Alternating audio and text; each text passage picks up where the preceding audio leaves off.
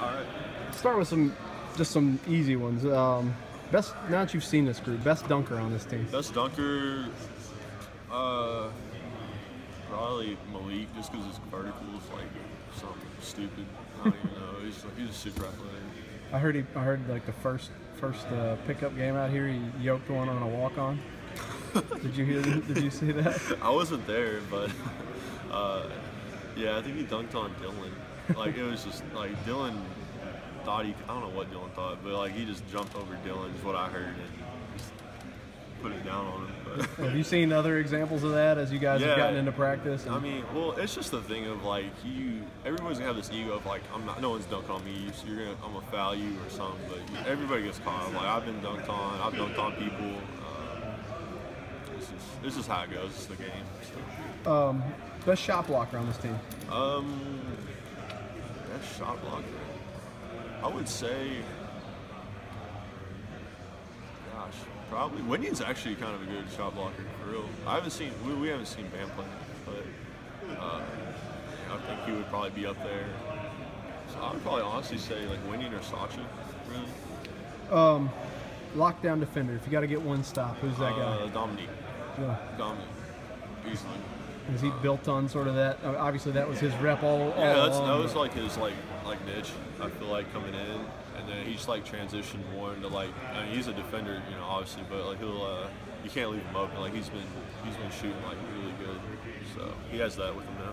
How much sort of bond do you and him have in terms of being these in-state guys that really wanted to play here? Yeah, well, that have had to sort of fight for every minute that you've gotten. How much do you sort of share that? I mean, well, we've been roommates too, like, you know, all of our years here, so we bonded through that. I mean, even off camp, or like away from basketball, our girlfriends are really good friends, and so, you know, we'll hang out and stuff. So, I don't know, just always around and kind of into the same stuff. Is there a lot of pride for both of you, though, in being the Kentucky boys? I mean, that are really, you know, have a role on this team? Yeah, I feel like everywhere we go, like, obviously, like, the fans are going to make everybody, you know, feel, you know, appreciated and all that stuff.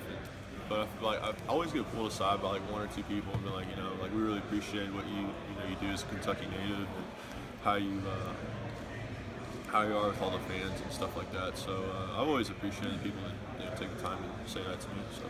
So. Coolest non-basketball talent on this team. Who is it and what is it? Coolest non-basketball talent. Oh my God. I think it'd be Isaac. You know, I feel like it has to be Isaac just because he sings and all that. You know, people like that. It's pretty cool. You know, really good personality. Cal's talked a lot about Isaiah sort of answering his challenge to be a leader, take some leadership on this team. How have you seen him do that this summer?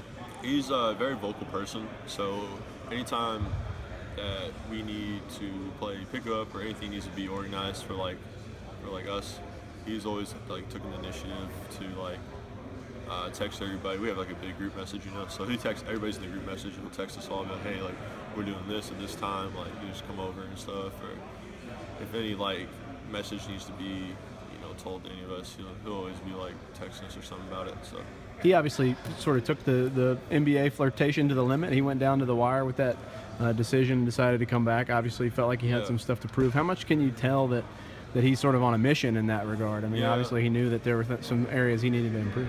Yeah, he knows where he wants to go, and I feel like he's gotten a taste of it this summer. I guess, you know, he went and worked out for teams, so he sees how it is, and you know, he's a good defender, and I feel like just the thing that like people were like skeptical on him was his shooting ability, but now it's like he's like hitting shots and stuff. When we were playing pickups this summer, like he was shooting really good and was playing confident.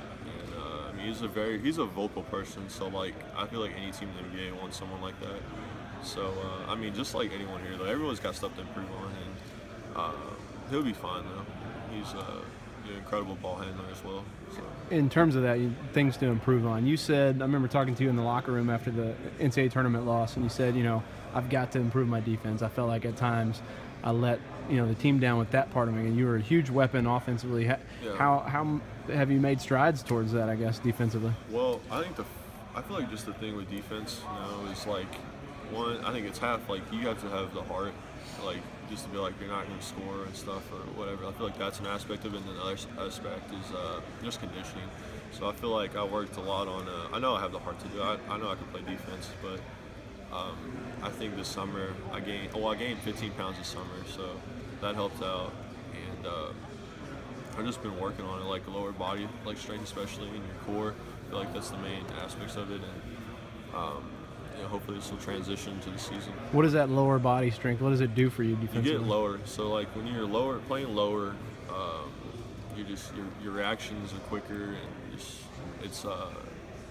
just better for you. I mean, you play the game stand straight up, you're just gonna get pushed around. You're weak.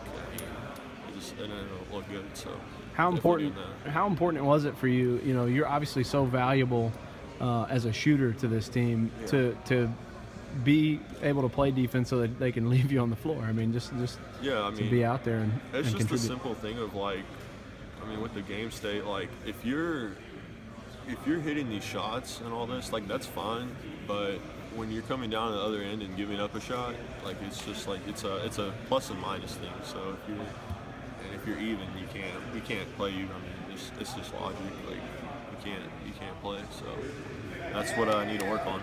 In terms of the personal stuff, I know that you're probably gonna get this question 15 times today. But what did you learn from the arrest this summer? What was the biggest thing that you take away from that?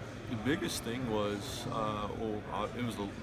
I learned a really good lesson. I talked to a lot of people, and it was just like it was kind of more like a slap in the face of like, look, you need to like refocus yourself and just what's really important to you, because this is your last year, and you have a lot of really good opportunities, and I mean this is like kind of a setback. It's not good for my image and all that, but I've learned a lot from it, and it's helped me grow as a person. So I mean, I'm gonna make many more mistakes just like anyone will in my lifetime, but it's just helped me refocus and look, that's what's important, and it's basketball and finish up graduating. I'll be done with that soon, and winning a championship this season. I feel like that's what I really truly want to do. Was there some embarrassment with that? I mean, was that a rough thing to do? I mean, to go through sort of having it, because if you weren't a Kentucky basketball player, the video doesn't get out and all of that. I mean, yeah, and that's the thing. I mean, people who like really know me and know what kind of person I am are like, look, like we've all made mistakes. Stuff happens, but you need to just kind of like refocus yourself, understand who you are, and because like there's like people will talk to me like, we know you think of yourself as like a normal person, and like this stuff it shouldn't like be a big deal, but it is, and just refocus and get ready for the season, senior.